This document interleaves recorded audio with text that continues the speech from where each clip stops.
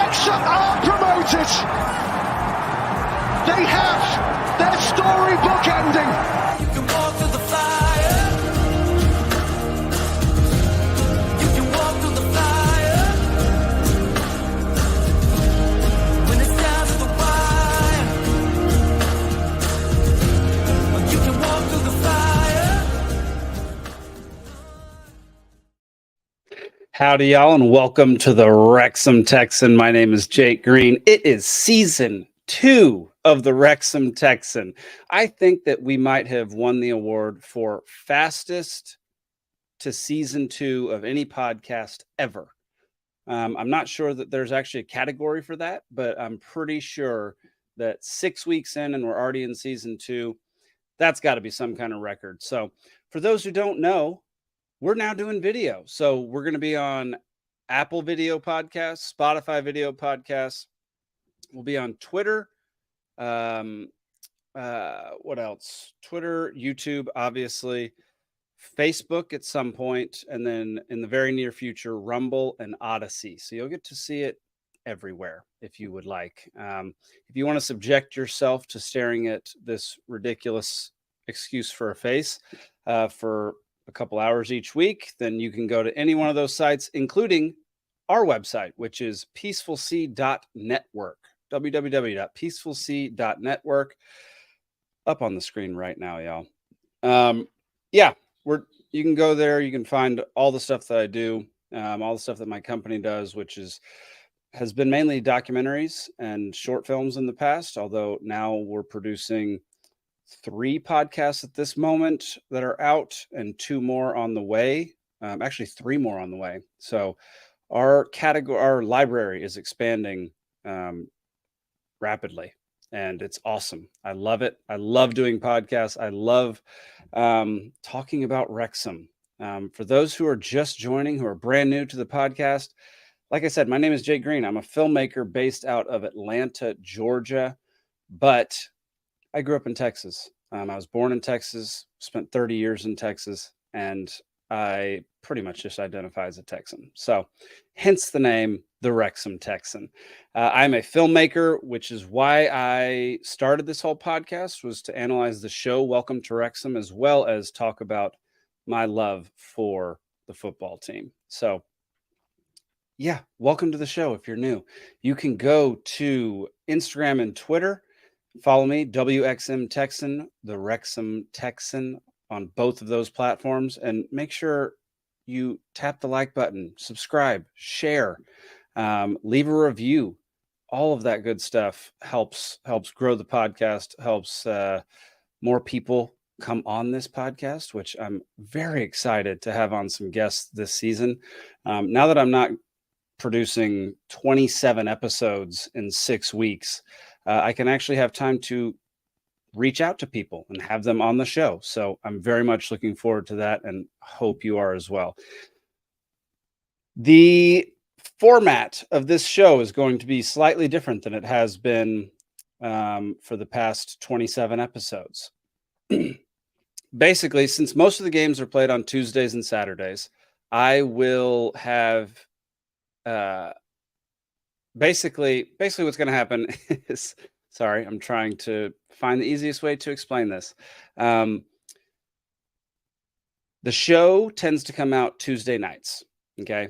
I would like time to prepare what I'm going to say about the show and the clips that I'm going to get from it. So on Saturday nights / Sunday mornings, I will be releasing the double feature, which is basically a game and an episode all in one, and an episode of the show all in one. So it'll be an extra long episode, hour probably, give or take. And then on Tuesdays, if there is no game, I will be releasing a it seems that the show is releasing 2 episodes at once on some Tuesdays, which is an interesting route to take. I don't know why they would do that, but we're going to find out if that ends up being the case, or if that's just a glitch on Hulu or Fubo or whatever you watch your shows on. So we'll see how that goes. But if Every single time I review an episode of Welcome to Wrexham, you're going to get that episode for free, no matter what, forever. However, if we have a Tuesday game, and I do a podcast on that game, eventually those podcasts will be behind a paywall, just the Tuesday ones. They'll be behind a paywall on my website or through Apple Podcasts. It's a way to help generate some revenue to keep this and my other projects going. So, it will be very cheap. $1 a month. We're going to call it the Dollar Media Club, and it will come out probably January of next year. So you've got a little bit of time before that happens. So anyway, enough with all the behind the scenes crap. Who cares? Let's talk about Wrexham versus Grimsby Town. What a game. Holy crap, y'all. I mean, they barely put up a fight. There were, I don't know how many, how much. Let's just go over the daggum stats, because that will make it much easier for me to talk about them. Let's see. Okay, Wrexham wins 3-0. There were 10,116 people packed into the Stoke Kairos. This game took place on September 16th, 2023. Possession, holy crap, I had no idea. They had 59% of possession, and we had 41%. That's shocking. We scored 3 goals with 41% possession.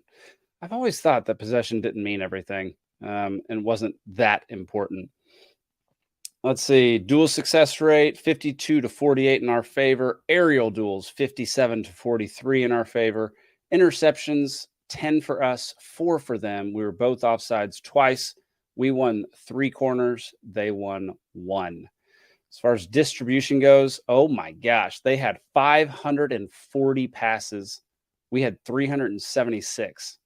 376. Man, that is, they destroyed us with the number of passes. I mean, they clearly didn't lead anywhere, so it didn't really matter. We had 74 long passes. They had 97.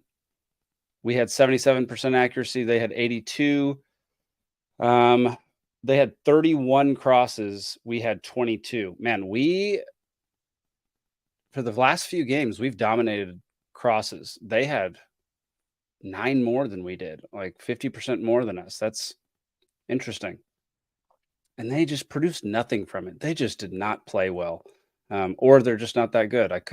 I'm not, just disclaimer, I'm not as well versed in football as people who have been obsessed with it their entire lives. I've watched it my whole life. I've played it. I still play it. But I definitely do not have as in-depth of knowledge as many people who watch the sport.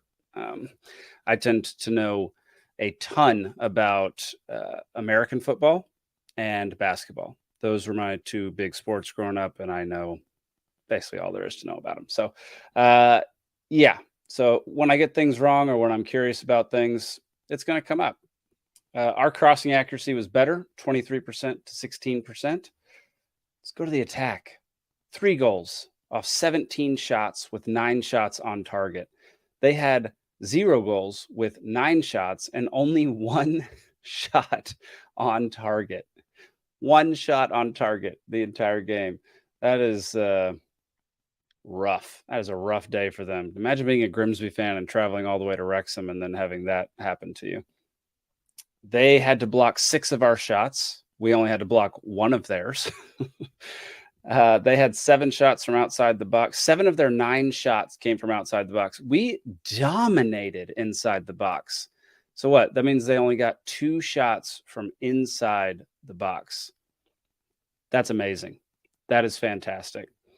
Great defense. After the first, 4 or 5 games this season, our defense was looking rough, but it appears that we are clicking now, and it is just a sight to see. I freaking love it. We had 14 shots inside the box, and our shooting accuracy was 53% compared to their 11%. We just trounced them. 11-12 on tackles, 55% tackle rate for us, 75% to them. Man, we had to have more clearances than they did. 27 clearances to 19. Let's see, 7 fouls conceded for us, 6 for them, 2 yellow cards apiece. Holy crap. What a game. What a game. Let's go over to the league table and see where we're at these days. So Notts County is just dropped down to second today. I guess that means they got a draw today. Interesting. Gillingham is now in first with 18 points. Notts has 17. Swindon Town has 15, and we also have 15, though Swindon Town's goal differential is 11. Ours is 5. So we got some work to do in that arena. Swindon Town has also only played 7 games, and we've played 8. So, Swindon Town will probably be second or first by the time they play next. I'm assuming they play before anybody else does, but puts us just below automatic promotion, puts us in the playoff hunt at this point in the season. And man, that is such a relief. I mean, we've lost 1 game, drawn 3 times and won 4. It's to be promoted into a much more difficult league, even though our team is just stellar. We weren't playing with Paul Mullen, and we still find ourselves in 4th place after 8 games. I mean, it obviously could be better if we were first, but that's a pretty dang good scenario. That's a pretty great way to start off in League 2 after being in the National League for 15 seasons. So, yeah. The thing I love about doing a video podcast, is I get to share video clips with y'all. However, I'm trying my best. There's legal things that go into screen capturing things, such as sporting events or TV shows, of which I've done both for this podcast. And so the max number of seconds per clip you can show is 6 seconds.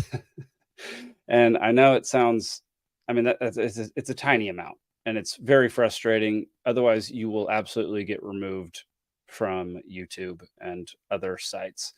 So I have done my best to keep it under 6 seconds for most of these clips. But sometimes it's difficult. Sometimes they're going to go above, and I'm just going to risk it, and it's going to be what it's going to be. But in the 21st minute, here comes. Cruising across, headed on, and in! It's good! Ollie Palmer! By Ollie Palmer. Great cross. Who was the cross by? Let's play it again. Cruising across, headed on! Looks like Lee. I think it was Elliot Lee with the cross, Palmer with the header in the upper 90, just above the goalie's reach. What a freaking shot. If you've been listening to this podcast, you know that I love Elliot Lee and I love Ollie Palmer. So the two connecting for a goal like that is fantastic. And what was interesting was Ollie seemed to be either hurt or, just in pain, which is why he got today for this match the Texan of the match, which is something that a ridiculous award that I've come up with. Let's see if I can pull up the qualifications for Texan of the match. Let's see here. Posts. Sorry, y'all. Should have been.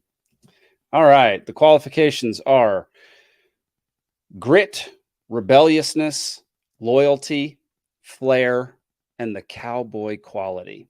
And that's just kind of up to my own interpretation. I'm the one who decides who gets the Texan of the match. And it's a combination of those things. And you don't have to have all of them for each match. But today he had grit, he had a lot of flair, and he had the cowboy quality, as he does most matches. So there are some people who just naturally have the cowboy quality. Some have to earn it over time. So Ollie Palmer, gotta love it. Gotta love him. I don't think he scored this season. Should have stats like that up. Dadgummit. Wonder if where to even find that kind of stuff. So anyway, Next up, we have Mr. McLean. Wins the ball back on the left, sweeps in the dangerous cross. Oh, what a goal! Boyle, what a goal! McLean to Boyle. What McLean a wins the shot. ball back on the What left, a pass. sweeps in the dangerous cross. Another Oh, header. what a goal! Just in the upper Boyle, 90s, what a just goal! outside the goalie's reach. It was absolutely fantastic. I loved it. And that kind of put it away. As soon as we scored that one, it was lights out. Like they didn't stand a chance. At halftime, like it seemed like they didn't make any real adjustments. They didn't come out forcing us to do anything differently.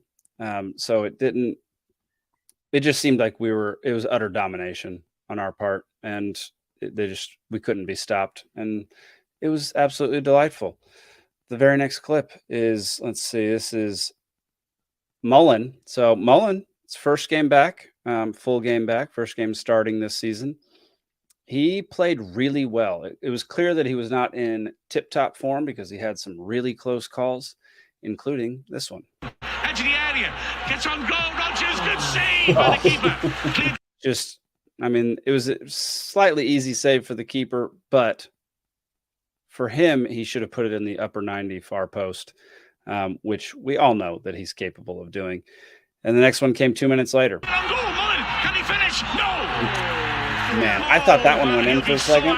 He went lower 90 on the near side of the goalie, and I think half the stadium thought it went in because I heard a lot of cheering, and I thought that would be his first goal of the season, but instead we have Mr. Elliot Lee coming back and doing it again. Right side the box, back to goal, tries to pull it back, and he does nicely. Lee, yeah! His 7th goal in 8 games. Unbelievable. Lee has been crushing it for us. Lee is probably the reason that we are in 4th place at this moment in time. I will say Mark Howard crushing it. Clean sheet today. He didn't have to work too hard to get that clean sheet. And there definitely seemed to be some miscues with him in the defense a couple times where he called for the ball and they decided to kick it anyway. I know Barnett did it once and Tozer did it once where it was clear that Howard wanted the ball, but they took it from him and booted it away. So I don't know what that was about, but it is what it is. And then Fletcher came into the game. Fletcher, I've not watched this guy play ever until he got to Wrexham. And he's got some skills. He is high class. Here's one with him and Lee. Has got Conte to beat, pokes it to Fletcher. Oh gosh, and then Lee does this quick little move. Just utterly ridiculous. Fletcher healed it, I think at least 3 times. Perfect touch too. It went exactly where it was supposed to be. It went to our guy. It went right down the field. It led them all 3 times. Fletcher absolutely crushed it. And then I should have gotten this bicycle kick that he tried, but man, if you were watching, you remember. Let's see if I might have it pulled up. Let's see here. I know I do. Yeah, there it is. Share this tab instead. And boom, look at that sucker. So close to a sensational moment from Fletch. Yes, it was. He is horizontal with the ground. That ball, he crushed it. Sadly, he crushed it right at the goalie, and the goalie stopped it. But it was utterly delightful to see Fletcher come in and do so well and just fit right in. He and Lee are going to be a force. Like them playing together, they seem to be in sync already. And it's going to be a thing to watch. It's going to be something that opposing teams should absolutely worry about. We have so much depth on our team now, and we're a threat. Every single person on that field right now has been a threat in one way, shape, or form. And we have, in my opinion, nobody who's a dud, shall we say? Yeah, I mean, I love our squad. I love it, and I've said it before. I think we have 2 A squads. I think we could fill out almost 2 whole lineups worth of people who could all play, first team in League Two, and it just gives you a lot of confidence. It gives you a lot of hope. It makes you very sure that we're gonna at least finish well this year, pending any injuries, which with our track record, could very well happen. But for now, it has been an absolute pleasure to watch us play this season, and I've loved every minute of it. So there you have it, y'all. I think I've got. Let's see what else to talk about. Share this tab. So I've got. There's a dominant home display from Wrexham AFC. Correct. And then it looks like Mr. Ryan Reynolds himself was at the game today, checking out, high fiving fans, taking pictures. Dude dresses well. He looks really good. It's kind of annoying. Yeah, there's Elliot or Ollie Palmer and Paul Mullen basically interlocking fingers and holding hands. It looked like they're about to dance the night away in that photo right there. And I thought this was about the most adorable thing I've ever seen. Um, from Mark Wrexham Oz. Here we go. His little pit bull that he just got just can't take her eyes off the Wrexham game, just staring right at it. Hilarious and it freaking adorable. I mean, how could you not love that? And then the man, seventh goal in 8 games, Mr. Elliot Lee, all smiles today. Y'all, what a game this was. What a fun day. It's nice when you put it away so quickly, you can just kind of relax because a lot of our games are not like that. A lot of our games, you have to be on edge the whole time and you got to be nervous the whole freaking time. And it is nice every now and then to just destroy the other team. I know it doesn't make for as good of, you know, as it's not as intense or suspenseful, and it doesn't elicit the same kind of emotions that a close game does. But man, it is nice to have some of those in the bag. So, what a game! What a day! Yeah, that's going to do it for this section of this podcast. We're going to go on to the next section, which is a review and analysis of the season premiere of Welcome to Wrexham, entitled "Welcome Back to Wrexham." And as we get into this, remember that these clips that I show you most of the time are going to be less than 6 seconds. They are property of FX, the FX network, so they are not mine. So keep that in mind. Some of them are going to be short. Some of them are not going to show context. I will try to provide context for you. And per usual, I have so many notes. I have, good Lord, basically 4 pages of notes from this episode. So we'll walk you through it. And yeah, let's get going. It was great to have the show back. I've been looking forward to it for so long. Um, Watching last season, it, becoming a fan during the off season. It was a choice that I had to make between actually becoming a real life fan and watching all the games, or waiting, not knowing anything about Wrexham and just waiting for the documentary and just being a fan of the documentary series. Well, turns out that wasn't much of a choice. I had no choice but to become a fan of the team because I needed a soccer team. I needed a football team to be a fan of and to cheer for. And so, after watching the docu-series, I obviously fell completely in love and couldn't help myself. So there we go. And so it makes it made it confusing for my wife to watch this episode because she was like, "Wait, we got promoted." I was like, "Yes, this is about the beginning of last season." And it is a little confusing to watch this season while this current year of soccer is being played. So, um, pairing these in these episodes might be a little confusing for folks who have no idea what they're getting into. So I apologize for that, but this is how it started. The King of England called. Thought that was great. Yeah, they start out the whole episode by sitting there awkwardly doing their, actor shtick, and they say, "So the King of England called." They make it a big deal, and then it goes to opening titles, which is a brand new song. Somebody tell me what this song is. I Shazammed it, and Shazam didn't even know what the song was. So this is the final words of it. Don't forget to sing when you win. I don't know. I don't know what song that is. If Shazam doesn't know it, is it even a real song? Couldn't tell you. I have no idea. So I found that to be an interesting choice. It's a pleasant song.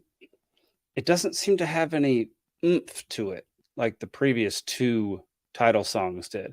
I have no problem with people changing their title songs, their opening songs, whatever you want to call them. It doesn't have, it just doesn't have that pop to it that the last two had. And they both had it in different ways. And this one is a very pleasant song. And I like the lyrics. Don't forget to sing when you win. Love that. It just doesn't seem, I don't know. It didn't hit me as much as the other one did, as the other ones, both of them. Let's see. So they do a whole previously on to get people caught up who either don't remember or didn't watch. And the most interesting thing about this, so generally when people do a recap of a series or a show or a movie or whatever, they will use footage that has already been used, footage that you recognize.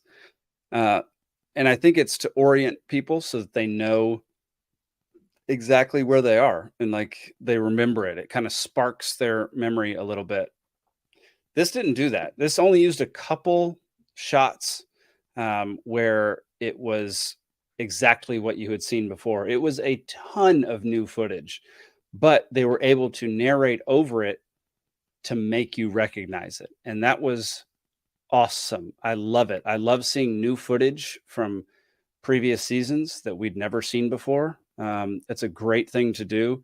It makes it less predictable and more fun and gives a little bit more depth to it and allows you to see a little bit more of what you missed during that previous season, because they can't show everything. And so this is a great chance for them to show previously on and then show you new footage that you've never seen before. So I loved that. It was really funny recap. It was fantastic. It was a great recap. Normally I skip them, but man, that one was great. They mention in this whole spiel that they sold out 24,000 Wrexham shirts because suppliers ran out. They couldn't fulfill more orders. And anybody who's a fan of Wrexham knows that this was a huge problem. Things were sold out on the website for months on end. Even Ollie Palmer's website, things are sold out. My size, I'm an XL, I'm a large to an XL, and those things are sold out all the time. I can't ever buy stuff. When I can buy stuff, I buy a lot so that I don't risk not being able to get it later.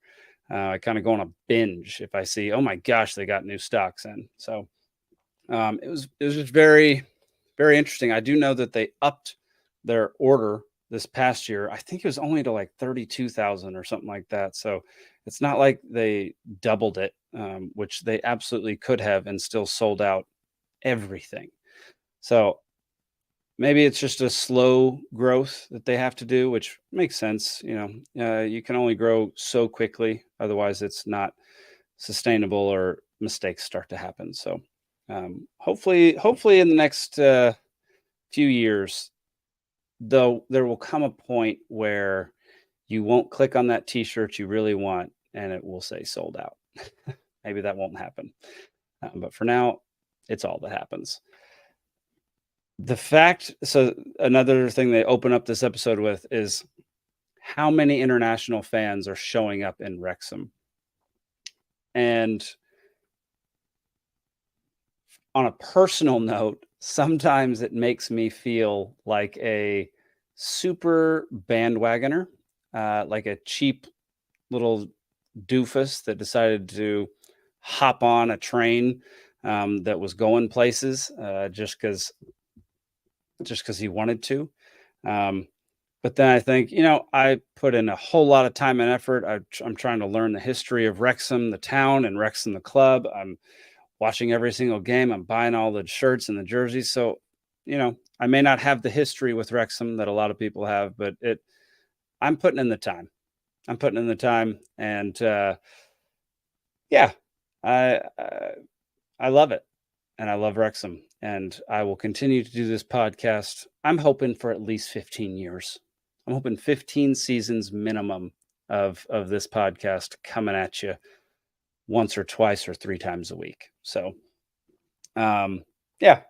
And I love that while fans were there, people like Sean Winter were able to sign shirts and give autographs and stuff. I think that is hilarious. They also got what seems to be a Harry Potter lookalike, which was interesting. Seemed like a good kid, but he looked exactly like Harry Potter. Let's see. Okay, there we go. Sorry, lost my place in my notes. Yeah, they're just mentioning, how the fan base has grown and all the things that have happened, and how, out of towners are always in town, wanting to talk to the people from the documentary series, wanting to go to the games, all that stuff, wanting to go to the turf. While Wayne Jones is doing an interview, people try to come into the turf and he has to politely say, "We're not open till 1 today. Come back at 1." And he says business has at least doubled. And whenever they come in when they're not supposed to, he sends them out to the burger van and they pay him anyway. So it's a great business model to have a food truck right outside your place of business. It's genius. Sorry. Just freaking yawned. That's so annoying. Apologies. It is late at night. I have too many people in this house right now to be recording this kind of stuff during the day. It just gets too noisy. You probably heard some folks. Yeah, it is what it is. Humphrey Kerr comes on, starts talking about the stakes. They're much, much higher, which we kind of mentioned at the end of last season that, it's basically unsustainable. They're carrying $1 million wage budget over their budget. So $1 million wages over their budget. And if they don't get promoted, they cannot negate that $1 million. And they're just going to be losing millions of dollars every year. And it's basically a must win. It's basically a must win season. And they're about to start tearing down the cop, which means a lot of money needs to go to that. A lot of money needs to go to building the new cop. And so, Sean Winter says that they stayed committed and didn't sulk after the loss, which is fantastic. And like Rob said this at the end of last season, where he was like, the goal this year, like the ultimate goal is to get promoted, but the goal that first season was to restore belief in the town. And that goal, they achieved that clearly with the number of people flooding into the town, the number of tourists coming in, the number of fans gained, the number of people at the games. There's a clear show of support and belief and hope restored to the town. And so now that has been fulfilled this year, it's a must win year. And so, yeah, they talk about that for quite a while, and it is very apparent that the stakes are extremely high, and they must win. So another thing that I love was the new graphics, which are these suckers right here. Show me your finish. There you go, got you. Love This is what I like. graphics. The Wrexham logo in the background, and the type that's moving in front of and behind the players as they move around. fantastic, fantastic production design. I love that. They're doing a great job. Great job with that. And then we get introduced to all our new players, all the players that I've loved for the past year and a half. Lee, Tunnicliffe, Ford, Mendy, Howard, and Dalby. It's crazy how many people we signed before last season. It's crazy how many people we signed. Huge benefits came from those players. I mean, Lee, we've already talked about Lee enough this episode. Tunnicliffe, fantastic defender. Ford, Mendy, Howard. Howard, people completely forget that Howard got us through the entire season, except for the last 8 games last year. Foster came in with 6 games, 8 games, whatever it was remaining. But Howard had kept us in first and second place for the entirety of the season. And people seem to forget that. And we'll talk about it here in a minute, but Howard played a crucial role last year and did a fantastic job, in my opinion. That dude did so well. He's so good. He's so experienced. People are way too hard on him, which is what we're going to talk about here in a little while. Dalby, crucial, made some critical goals in a few games, last-minute goals, last-second goals. The signings we made absolutely helped us to win out this season. So huge benefits, massive salaries. It basically makes the business completely unsustainable, which we've talked about. And Rob says if they can't get promoted, then it's broken promises to the town, because the club's not sustainable. If Rob and Ryan would have to leave for some reason, they would not be able to sustain what Rob and Ryan have built. And so, again, stakes. They're talking all about the stakes, which is what they did season 1, episodes 1 and 2. They talked about the stakes a lot. Or season 1, episode 2. They talked about the stakes, because season 1, episode 1, it was a rebuilding thing. It was, things have to come crashing down and then you got to rebuild them. Yeah, all about the stakes this episode. Let's see. We then cut to some very frustrating developments, which is Rob Layton is still not ready to be in goal. He is in serious pain. In fact, here he is in some serious pain. Oh, mate.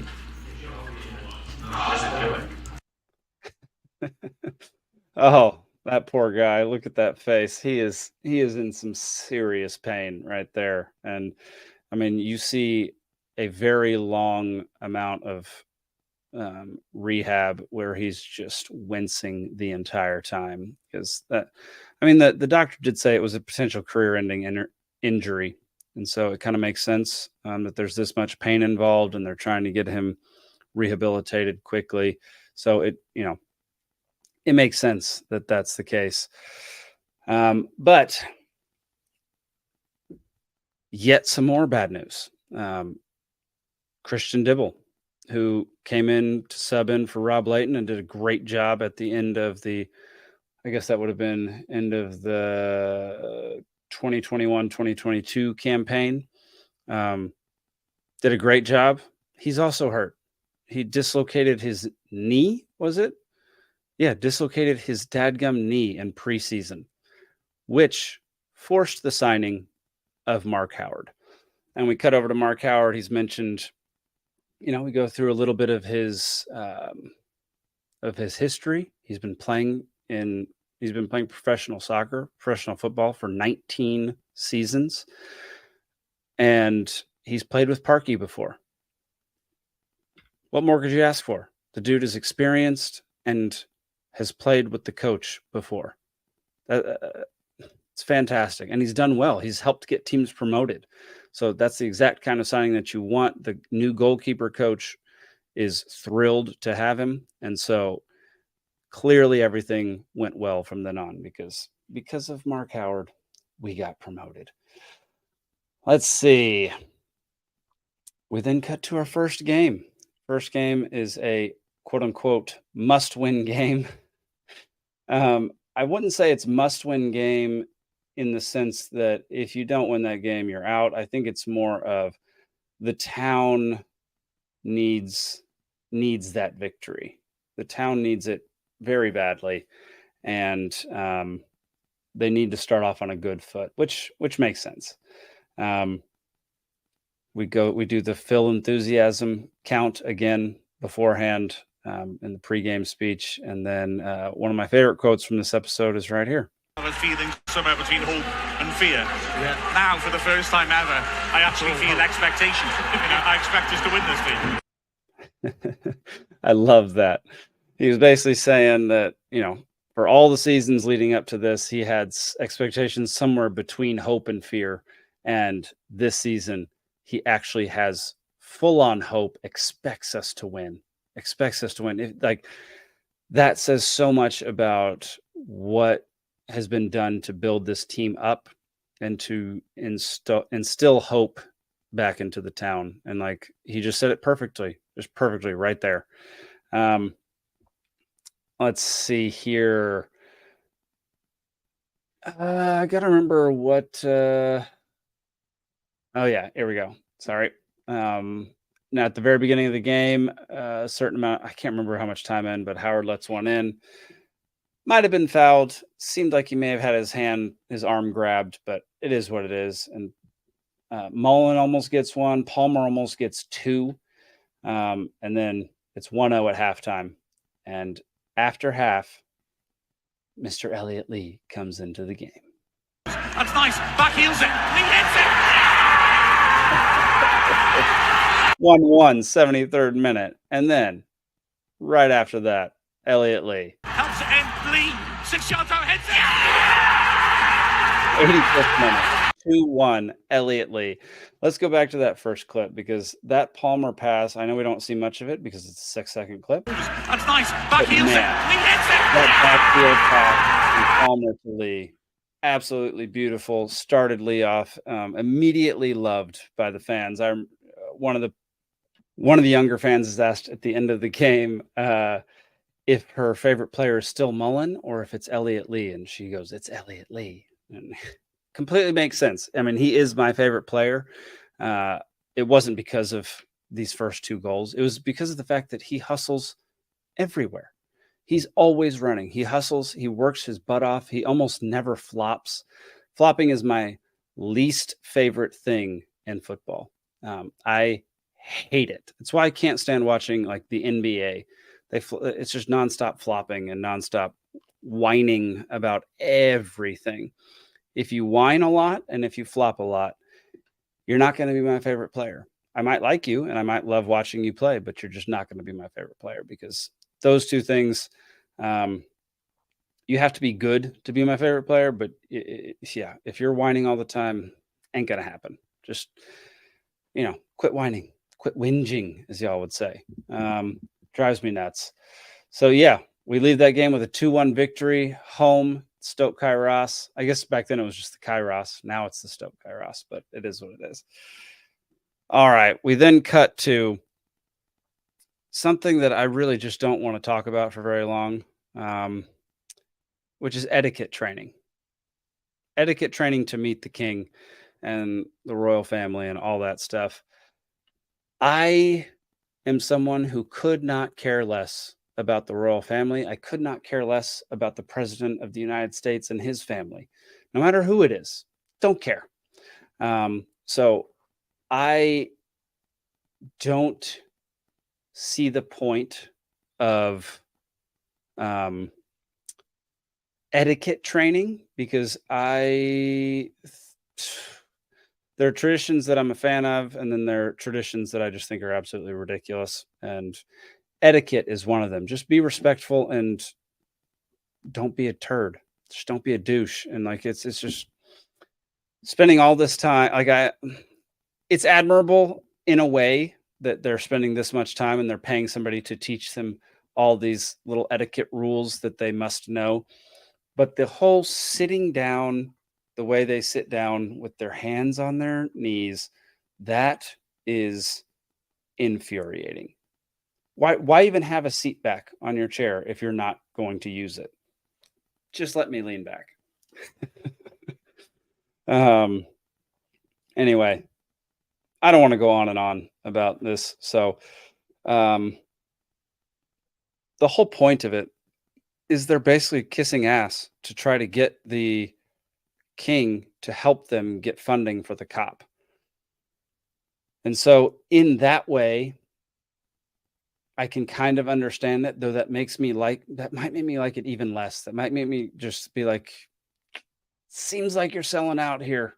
Seems like you're doing stuff that you shouldn't be doing, or you shouldn't put so much time in to get something that you can get from a private investor or somewhere else.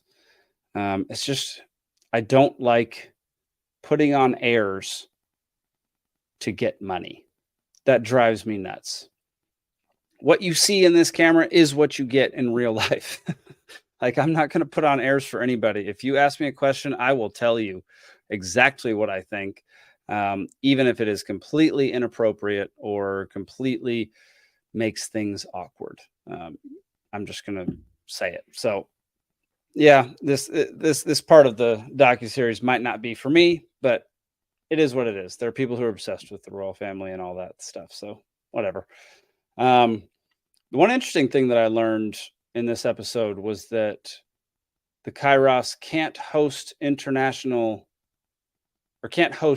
Welsh national team games until it is bigger, until the COP comes back.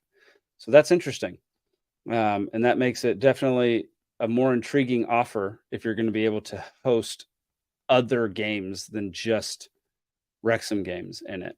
So there's some legitimacy there. Rob doesn't want to bow to someone.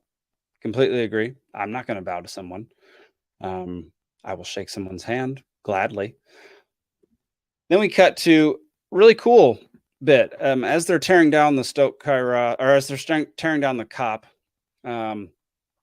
AEC Engineering is getting a bunch of the old leaning railings and basically restoring them, and they go to certain charities. They get auctioned off for certain things.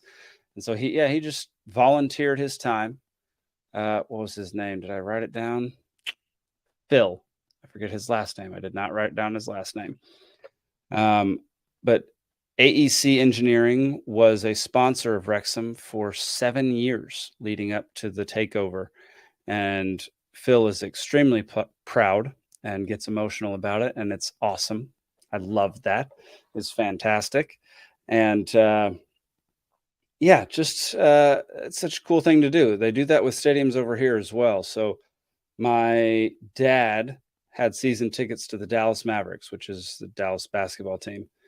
And when they were tearing down that stadium, he bought his season ticket chairs. And now they're in our living room. They're in our living room when we sit down to watch basketball. You can sit in the Reunion Arena chairs, and it's great. And he bought them, they were at auction. It all went to some charity, and it's a fantastic way to make some money for a good cause. So I liked this whole thing. He volunteered to restore them for free, and then they get donated to different places like a hospice, so they can auction it off and make some money for the hospice. All right, we then cut to the meeting of the king. Rob's jacket. Sorry, Rob. Your jacket going into that SUV is ridiculous. I mean, it's ridiculous. Apologies. I really did not like your jacket. Your overcoat, to be fair, because your suit was sharp. Loved your suit. Hated the jacket. Lining up for the king. The whole team and organization is there. King makes a sunny joke. Women's team makes their first appearance in this season. And this scene just goes on forever. It's too much. Too much shaking of the hands. Just walking around aimlessly, it seems like. So many people. Gosh, if you were the king and you had to shake that many people's hands, how exhausting would that be?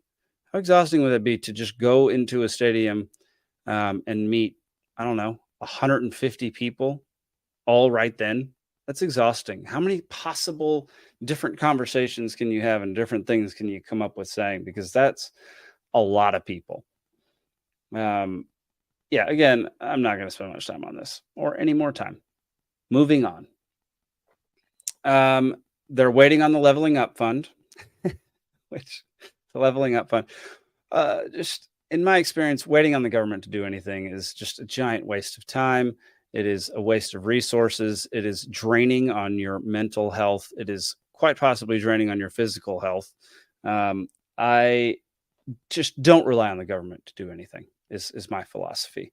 It's going to be sometimes, especially this episode, it's going to be really hard to keep my politics out of this. I have very strong political views and I try to keep them out of this podcast for the most part. But the fact that anybody is thinking that the government is going to help them build a $20 million quarter of a stadium just seems like a ridiculous ask. But that's just me. And Rob is just getting fed up with it. Let's see. I think I've got a couple quotes here. Whinging about how slow everything is because I guess they're just so used to it from a bureaucratic standpoint. Yeah. He's been getting called out because he's been whinging about how slow everything moves. And Rob, completely agree. Let's see. They said that next week the decision will be made. Well, they've heard this before because, of course, it's even being proposed in Parliament and Boris Johnson addresses it. Lots of thoughts on that guy too, but this is not a political podcast. If they don't get the funding, they can't build the COP without a different investor. So that just is what it is. And Sean says that this has been a quick process. And Rob has, like I said, Rob has been called out for whinging. And this is what he says next. What you're suggesting to me is that because of this level of bureaucracy, that there's a certain level of care and craftsmanship that goes into it that just doesn't exist in the United States. Yes. I reject that wholesale on behalf of the American people. Rob, yeah, I'm with you on that, brother. They say that the fact that it's taking so long is because people are putting in their due diligence and doing it properly. And that way that when it's done, it will be far better and far more enduring, we'll say. Whereas in America, we just do things fast and things are crap and door handles fall off in Humphrey Kerr's home, which they might fall off in your home, man. You just bought a crappy house because they don't fall off in my house. And my house has been here since the 1960s. So yeah, bravo, Rob. I loved that line. I rejected wholesale on behalf of the American people. Just thought that was absolutely fantastic. And at the end of this conversation, they decide they're tearing it down themselves. They're going to start tearing it down. They're going to pay for it. And they'll figure out how to get funding to build up the new COP. So, yeah, then from there, we see Wayne reacting to the news that they're tearing it down. And he talks about how he used to, as a child, attend games in the COP in standing room only, which I love standing room only. Standing is the best way to watch a sporting event. Like standing the entire game, especially if you have something to lean on, like the COP, man, those are good seats. At Texas A&M Aggie games, we do not have things to lean on, but we stand the entire game, and it's exhausting, but it's so good. So yeah, he has mixed emotions because, you know, obviously you're going to have some emotional ties to the whole thing because you grew up there and you grew up going to those games, and you're going to see it get torn down to make way for something that is going to be probably much better in a lot of ways, but it's not going to be the same. And so there's some deep emotions there, and I completely understand. The COP was iconic, you know, but it's underway, and it is what it is. The COP is getting torn down. We then go to Chesterfield away. Let me see here. Sorry, y'all. I got to add one more video. I have 2 video files remaining for us to watch. Let's see here. They knew from the beginning, and everybody knew, that Chesterfield had been making some good moves and were going to be contenders to get promoted, which means that they are big rivals this season. And there's a huge turnout by Wrexham fans, which is always great. Wrexham, it seems that Wrexham fans know how to travel. Like, that is something that I've seen repeatedly, where I can hear the Wrexham fans at almost every away game. And that is fantastic, and something that not every team has, for sure. The fact that that happens for Wrexham is a huge benefit, and probably accounts for, I don't know, at least a few wins during away games, at least a few wins. It is so helpful. Like, there's a reason there's home field advantage. And one of those reasons is the fact that your fans are there. And if you get a good amount of fans traveling with you, then you get just a little bit more boost when you're doing well. You know, you get a little bit more when you get the momentum on your side. So I love that. Let's see. Somebody mentions that you got to take points off your rivals, which I love that. I love that way of thinking. That's something I actually never thought about. I just thought about getting points and getting wins, but taking them off of your opponents and your rivals and the people who you're going to be butting heads with to get promotion. Yeah, that's a pretty great way to look at it. I love that. And I will say, during this game, it is very clear that while the cinematography in this show has been fantastic the entire time, their sports cinematography, their actual match cinematography, camera work has improved substantially. And I thought it was already fantastic. So bravo. These shots that they were getting in the Chesterfield game were fantastic. If you go back and watch this episode, take note of the shots and see how they handle the camera, because they do it so well. I'm going to try to get a few of those cameramen on this show to talk about that, because that's a really difficult skill to master, and not everybody can do it. And definitely very few people can make it look really good. And they're making it look really good in this episode. Mullen nearly scores, but Chesterfield scores soon after that in the 10th minute. We get many close calls, or no, they get many close calls. And then this happens. Cooley plays to Howard. He's under pressure and he's lost the ball. He's outside the box. The shot comes in. Oh, just brutal. Howard makes a super poor touch, which he immediately talks about on camera, how it just happens. And it does. Like, there's no way mistakes don't happen. But then, sorry, this dude, I completely forget your name, but I'm bringing you on camera and I'm going to talk about you and people like you for a minute. Completely at fault, lad. We need to get a new keeper in soon. I can't stand that kind of thinking.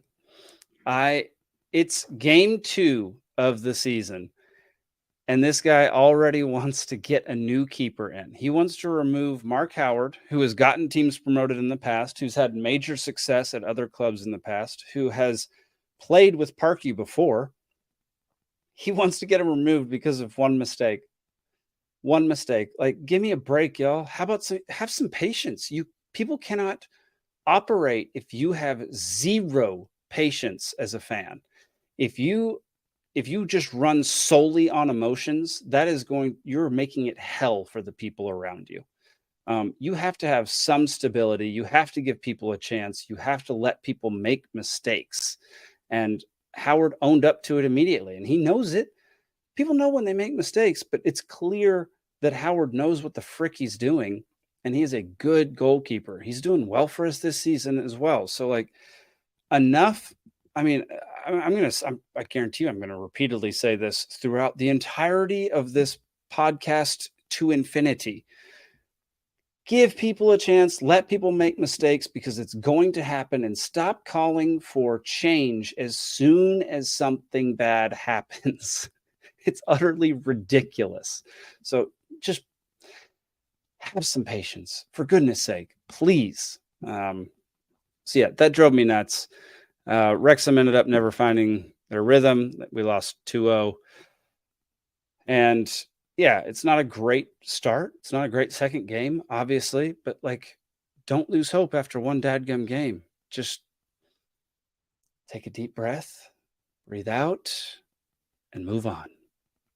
It's that simple. Just like, be a little patient. Patience and understanding are fantastic things. Let's see. Yeah, I mean, Sean Harvey. Yeah, Sean Harvey does mention that knowing your squad is good enough and them actually doing it are two different things. And that's true. Like, our squad was definitely good enough to beat Chesterfield this game. But, you know, we'd only played together with all these new people one other game. And so let's just let them gel. Let's just let them get to the point where everybody's on the same page and everything's working. So, yeah, just be patient, everybody. Be patient. Same with this season. You know, we're doing really well. We're in 4th place right now. Be patient. We acquired a bunch of new people during the off season. They've played a little bit of time with us now at this point, but it's only going to get better, yo. As long as we stay healthy, it's only going to get better. We then cut to the final scene of the episode, a Zoom call with the core group of Humphrey, Rob, Ryan, and Sean. And Sean breaks the news that their funding for the COP has not been approved, which was 18 months of work down the drain. I mean, it is a gut shot. Like, I understand the hope that was involved and the amount of time and effort that was put into trying to get something done like that. That takes a lot of effort, a lot of patience. And it is a gut shot, even though it is a predictable gut shot, in my opinion. You're dealing with the government, so it's about as predictable as anything. Like, it's the most predictable thing. Rob mentions he doesn't have 20 million pounds lying around, and he doesn't think Ryan does either. But even if Ryan says he does, that you should ask Blake, which I just thought was hilarious. Sean mentions he's super low, which you don't hear him say very much, and you don't hear him have emotions like that all that often. And so Ryan, true to form, offers to sell one of his children because he doesn't even know all their names at this point. It brightens Sean's day. He just says it in the most hilarious way, because not everybody can pull off that kind of humor, especially in that situation. And he just crushed it. He just did such a good job with that, and I loved it. The ending credits for this episode are the tearing down of the COP, and that's how it fades out. So, a very good episode. You know, not the best episode I've ever seen. There's definitely too many boring bits. The whole thing where they're shaking hands with the king, I get it. Some people will be super stoked to just watch the king walk around and shake hands with people. I find it utterly boring. And anything that has to do, the only thing that made the etiquette training not absolutely ridiculous was that Rob and Ryan are hysterical together, and just hysterical in general. So they had a lot of fun things going on there, but it's not the all-time greatest episode. Maybe I'll start rating these things. Should I start rating these episodes? I would say I'd give this episode a solid B. B as in boy. Yeah, I should start rating these episodes. So that's what I should do. So this episode gets a B. It's season 2, episode 1. Welcome back to Wrexham. And yeah, y'all, that'll do it for this episode. If you go back and watch it, or if you're watching it for the first time, just like I said before, keep an eye on that cinematography especially during that Chesterfield game. The cameramen for that game, they were just fantastic. They were so good. That is such a difficult skill to master. Like, you might think that the better the camera, the better you're going to shoot. But man, if you're inexperienced with the camera and you go out and try to shoot something, it's going to look like crap. I don't care who you are. Not everybody has the skill to do that. Not everybody has the eye. Not everybody has the knowledge. So those are things that should be appreciated when they're done well. And man, they do it well. So that'll do it for this episode, y'all. This is the longest episode yet. Some of these are going to be this long because I just have a lot to say when it comes to documentaries and when it comes to our football team. So thank y'all for sticking around this long. I really appreciate it. Make sure you go subscribe on YouTube. Go over to my Twitter. It'll be on Facebook soon. Not yet. Maybe it will. I don't know. I haven't set up Facebook yet, but maybe it will. What else? Subscribe on all podcast platforms.